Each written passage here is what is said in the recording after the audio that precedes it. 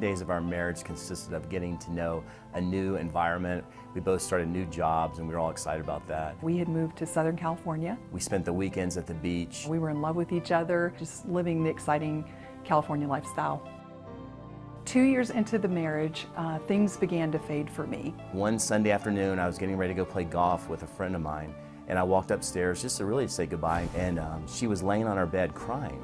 And I said, Cheryl, what's wrong?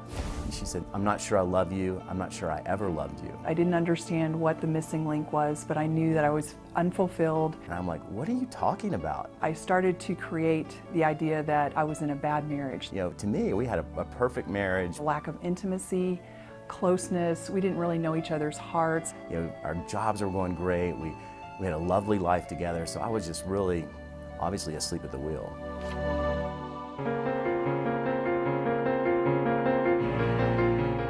What came to mind was the thought that it must be the fact that we don't have any children, and ended up having our twin daughters in 1988. And for about 6 months for me, it felt like that was what filled the hole. And then finally one day I was upstairs in the girls' bedroom reading them a bedtime story, and the doorbell rang. And I'm going, why isn't Cheryl getting the door? Because she was downstairs and she didn't get it. So I went downstairs and went to the front door, and it was the sheriff serving me with papers. It was just crazy. Honestly, I didn't know how to react initially. I was just so shocked. And what he didn't realize is that there was a green elephant in the room, and that was this other man. I really didn't hear about the other man until well after the divorce. We started talking about each other's lives, our discontentment, and it seemed like this person was filling that hole for me. For the 2 years that we were going through the whole divorce process, I asked Cheryl, are you having an affair? And she would always say, no, what are you talking about? This man came down to Southern California. That's when it turned into a physical affair. It wasn't until several months after the divorce, I went over to Cheryl's house one day to pick up the girls, and he was there. But all I knew is that the emotional hole was being filled, and I loved it, and I was pursuing it.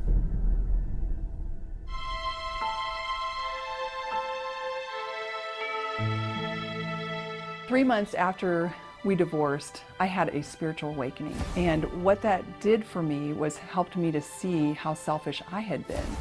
I then saw the dissolution in the other relationship.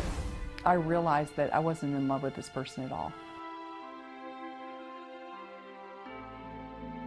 6 months after the divorce was final, Cheryl called me and said, look, I've written you a letter, and I'd like to come over to your house and sit down and read it to you.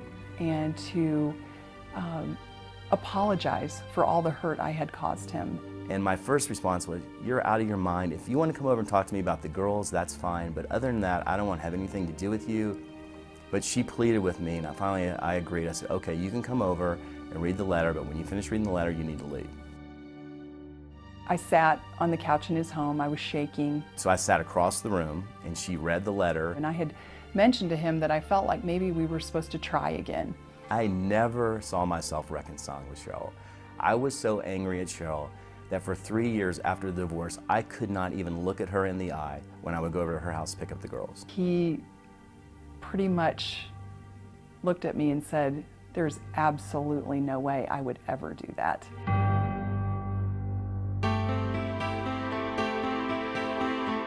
In about 5 years, I started warming up to the idea. So we started seeing each other, and the way that looked, it played out in like family dates. I had been pursuing Jeff to just come over for dinner. I had some fears that I hadn't overcome yet.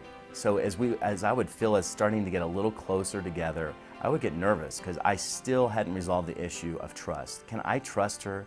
Would I get involved with this lady that split up my family? I just saw the vision of our family being back together and what that could look like. Gradually our dates became more personal, and then I did realize that I was starting to fall in love with my ex-wife. Jeff told me that he was in love with me again when our girls were at camp. And while they were gone, we had a whole week together where we could go on multiple dates, and we started talking about what this could look like, and we decided to get remarried. We told our daughters after they came home from camp. We tell them, we say, Brittany and Lauren, we have a surprise for you. And we proceeded to tell them that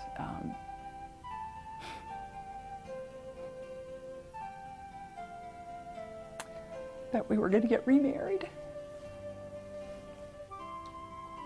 Brittany just buckled at the knees, started crying, And Lauren was like, "Are you for real? Are you for real?" And she just started running around the house laughing. What kids long for is that their parents are back together.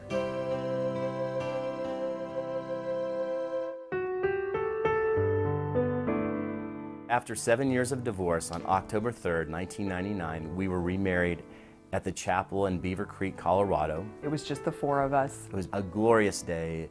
There was these huge windows in the back of the chapel, and the sun was just shining through the windows. It was the most surreal day of my life. You know, we put our family back together.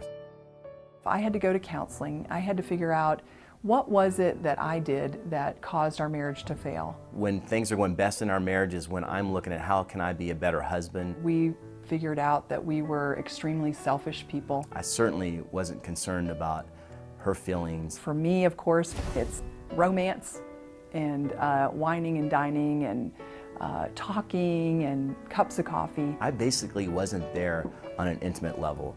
And if you had asked me early on in our marriage, what does intimacy look like to you? I thought you were talking about sex. Love was more than romanticism.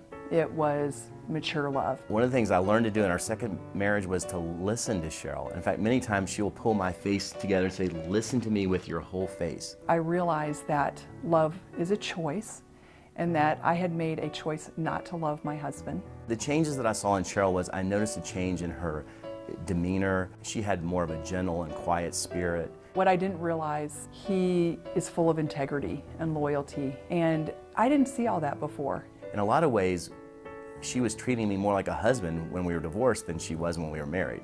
It was 18 years ago that all this happened. I still ask Jeff every once in a while, "How did you ever forgive me after all the hurt that I caused?" It makes me just love him more. I wake up every morning, it's like, I can't believe this person is laying beside me in my bed and that we're actually remarried. Because it's the same person that 3 years after the divorce, I couldn't even look at her. I was so angry at her and disgusted with her. And now I can't imagine being more in love with her.